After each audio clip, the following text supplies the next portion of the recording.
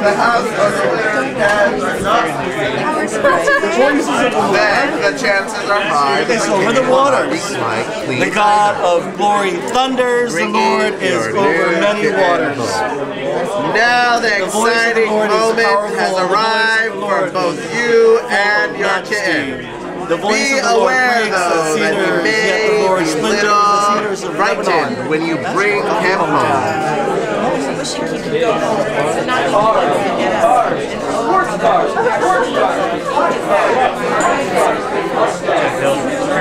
Cautiously, felt lighted out. The structure is dark.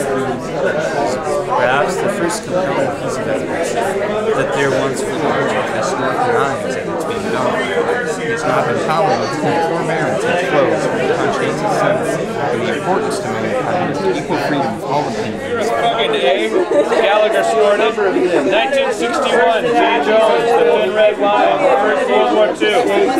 Perhaps originally taken from opprobrious literal phrases such as fucking whore, fucking bitch, as in the 1882 and 1917 to 20 quotations below. Fucking is probably the word intended in the 1857 quotation. And took possession. Act 1, Scene 2 of the earth figures who are everywhere. Shoot me by the side. My search words dominant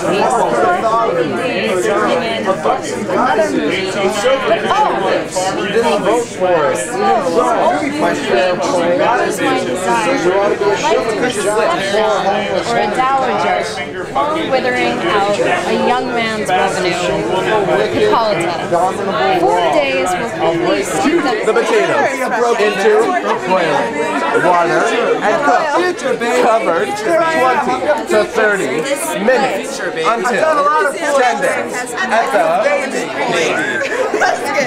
candy being good, though they are quite delicious left intact. Baby served with hot baby chives or I really did it, baby. We babied your soul. Here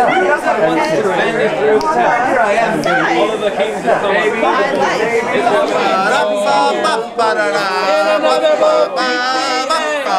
Beat the eggs without remaining with the egg. Stir the eggs. Make sure to the raw ingredients and place better and unlightly oiled cooking pan.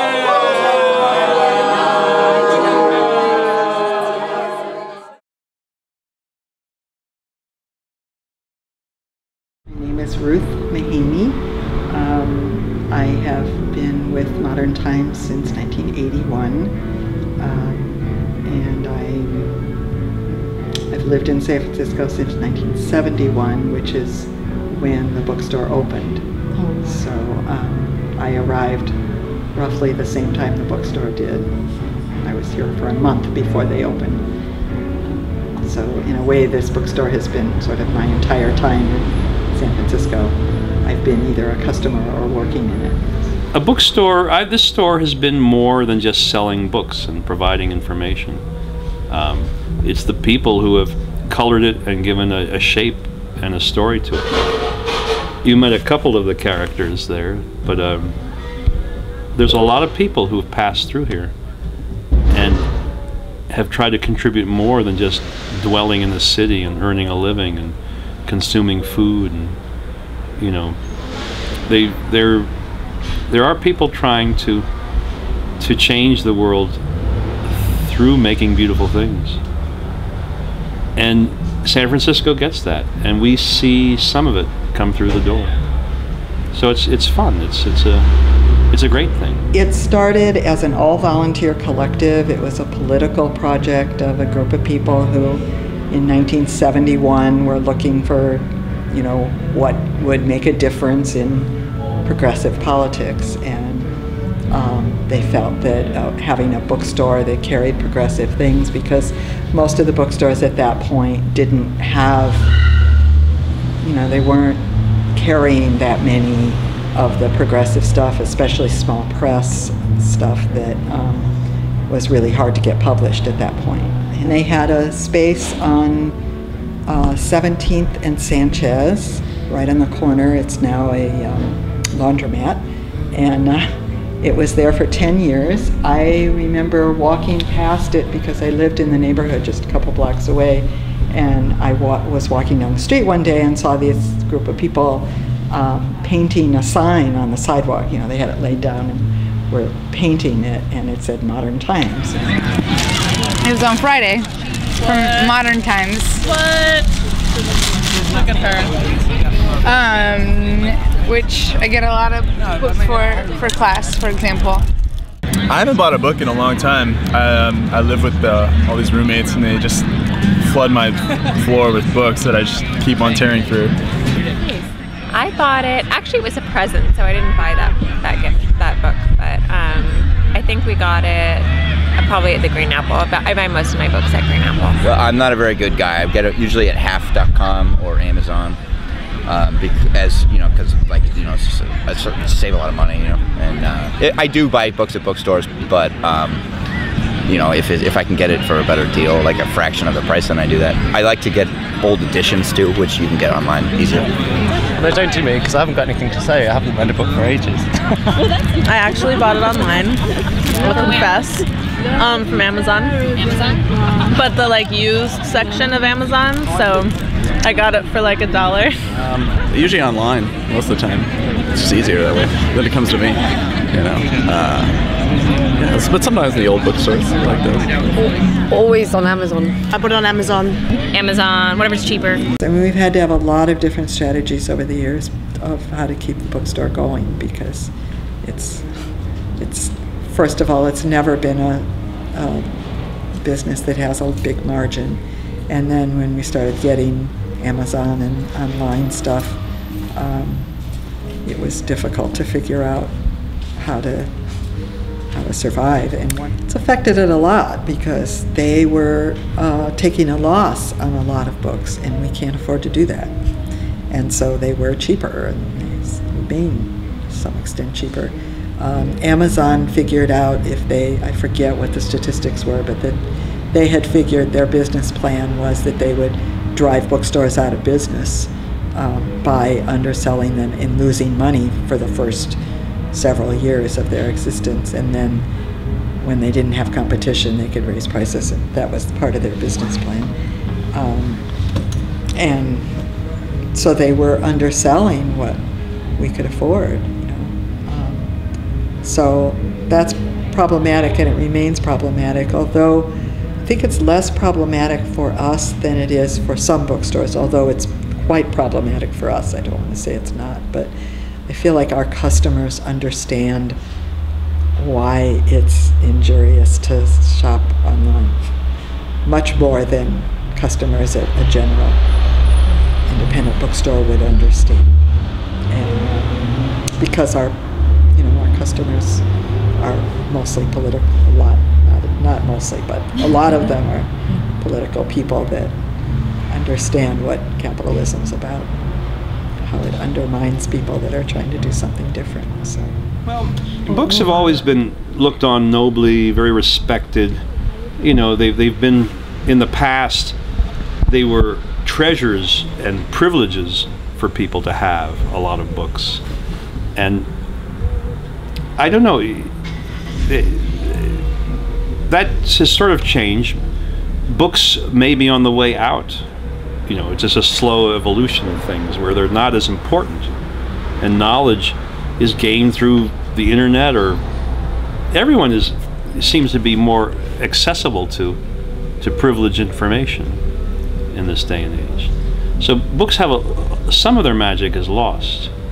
There's something really magical about turning the page and having a book, and the nicest present you can ever give someone is a book. And my favourite thing is when people write a little inscription in the first page, and you've got that. It's like a little piece of history. Like, I would never replace that. I think it'll be half and half. Yeah, I think so. I don't think it's ever going to replace books. No, I think there will always be a niche of books, but it's just like the amount of production will change, and the amount of like the technology, and just, I think there'll be like new fun ways to do publishing. I think there would be a lot more self-publishing, and I think there would be a split between online self-publishing and more like traditional publishing.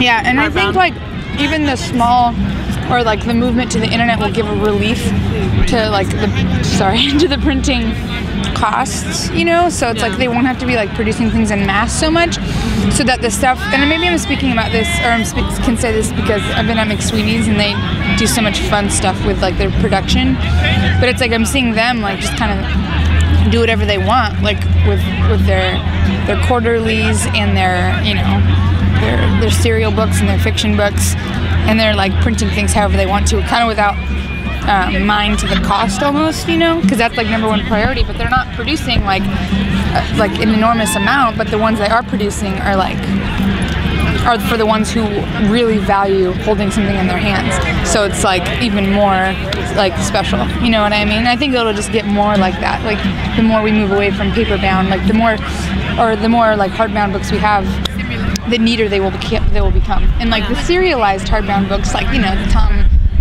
Clancy, is that his name? Yeah. And like those kind of books, Sue Grafton, they'll just be on Kindle like almost exclusively, you know? All of the sort of like airport novel style of books will be in something that's easy to change out. Like yeah, and that's great. But, like, and for that reason, I almost wish I had a Nook or a Kindle, so that I could delete your guilty pleasures and not have any evidence. Just like all my like porny, you know, airport stuff. Yeah.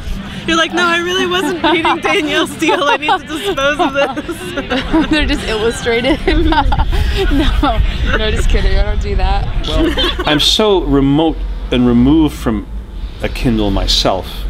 It's hard to. I don't worry about it, but the shift away from printed books is going to leave me, you know, high and dry in the lurch, you know, screwed over.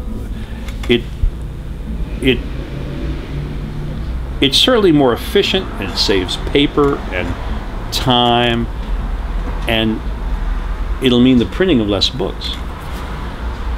But I think you'll find that people will return to books. I mean, people are returning to LPs. Even young people are discovering film as opposed to digital cameras. So there is a value in a book still, but they're going to be harder to find. They'll become more precious, actually, if you wait long enough. And I have no idea. Maybe we'll be all Kindled out. Maybe there'll be a chip in our heads which you plug into a wire in a wall, and you get, you know, all the information. Proust enters your mind. No, I like to own a book. I like to, you know, keep the books and fill out a bookshelf, and it's, you know, I can kind of go back to them and see them there, and I like that. I just don't feel that with having thousands of things on an electronic device. It's just not something that I'll do, I don't think, ever. No. I mean, I can see the point of that, like if you're going to Europe or something for a long time, but I don't have any interest in getting one because I like to look at all the books that I have. I wish I had every book that I ever read. I've been looking into it though. It sounds like an interesting idea. You know, that I can have more like books and books about more things, like all like in one, like just carry it around. I don't. You don't? I would love one, but no. Easy to carry. It fits in your purse. That's it. It's everything you need. I don't. I have kind of a resistance to that, actually. I love having books, and just the whole, for me, it's like a very, what's the word? I don't know. I like the experience of reading a book and turning the pages. So, you know, I feel mixed. I know technology is coming.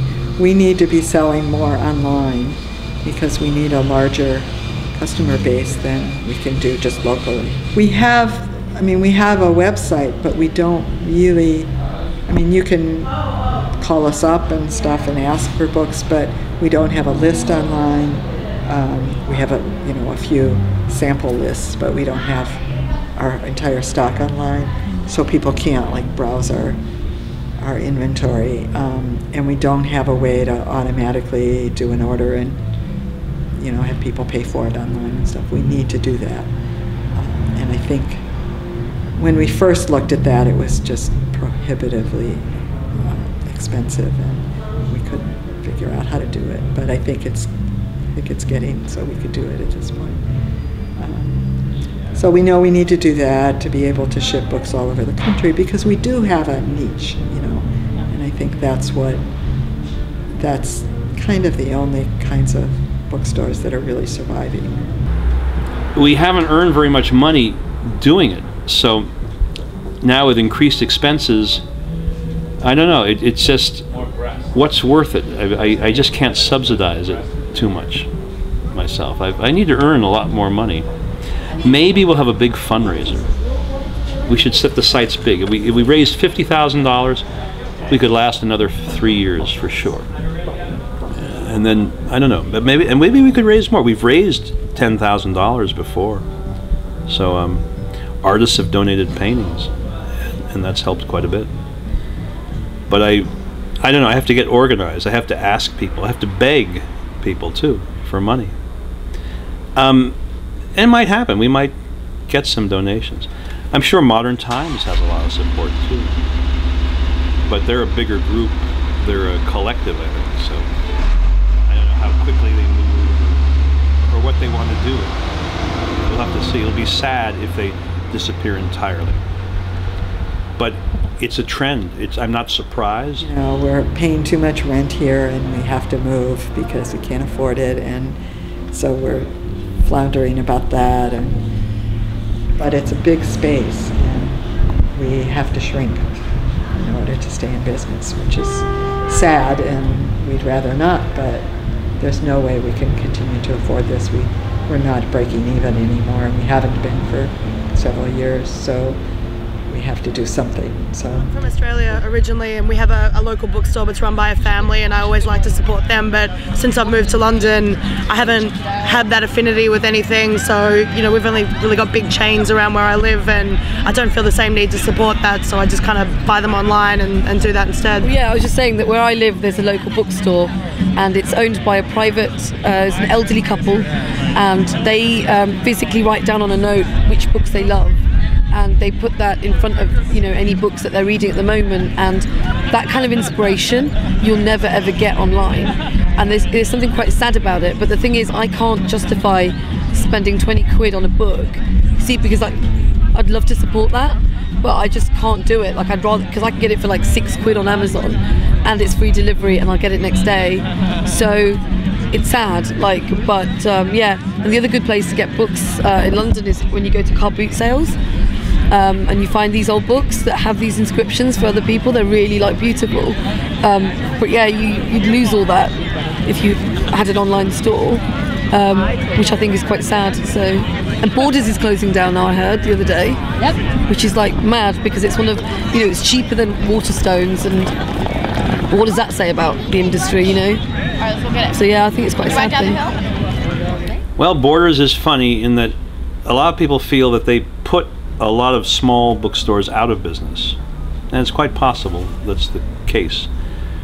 But I'm grateful to Borders for pushing a lot of books into the American bloodstream. They've made more books available to more people, and all their books become used books afterwards, and that's where I come in. I've sold a lot of books that people bought at Borders and sold them at used prices, so I feel I'm a little worried that there'll be less books in the future. There'll just be more things online, less printings, and less availability of the most common books. I could be wrong, but I'll miss Borders. I'm a little worried in the short term that they're going to liquidate a lot of books, and a lot of people's energy will go towards buying their books instead of mine. Especially if they have 90% off, you know, at some point. So in the short term, there might be some decrease in our sales. Well, I'm always sad to see bookstores close, because I think selling books is a noble profession, and even if it's a corporation doing it, I'd prefer that than many of the other things they sell. So I have felt like their practices in some ways have been difficult in terms of, you know, the way they market and the way that they sell books is to have huge numbers of the bestsellers, and and it's really difficult for small presses to be part of that, to even get carried there.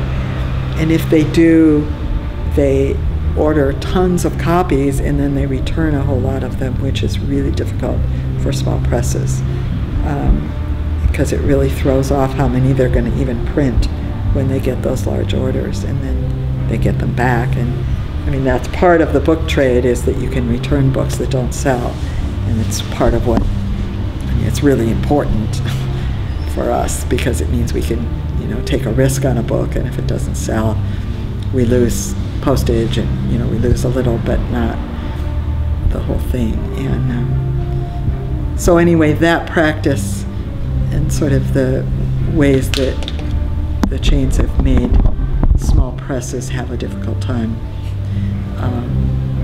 you know, that's been difficult. And when there were lots of small bookstores and lots of, I mean, there used to be a whole community of women's bookstores throughout the country that was really, that carried all sorts of small press things and publications, so that women and people of color could write and get published, because that's always the problem. If it's only the large presses, they're not going to publish the small stuff, and so there's all these voices that never get heard. And so the existence of small bookstores is really important for that. You know, that's part of what we see that we want to do, is that we carry the voices that don't get heard everywhere. We do have different books than Barnes and Nobles. Well-lighted place. That one closed probably like 1 or 2 years ago, and it became Bookstore, which I feel like is a little bit of a chain, a local chain, but still a chain. And expensive. And very Bookstore. expensive, yeah. Well, I'm very sad to see bookstores close. I see Cody's closed. Now Cover to Cover just closed. Yes. But there's been a number of really wonderful stores that have closed, and Clean, Well-Lighted Place for Books closed, that were independent bookstores, and it's just always really sad. It's like, because I feel like the more of us there are, the more people are reading. Yeah, I only buy a book at a bookstore if like we stumble upon it and I'm like, oh, I really like this, and you know, I like the store or something. For me, like a bookstore is like a destination though. Like I love spending time in bookstores. I love just that experience of being in a bookstore, and especially one that's like so, it has that history, you know.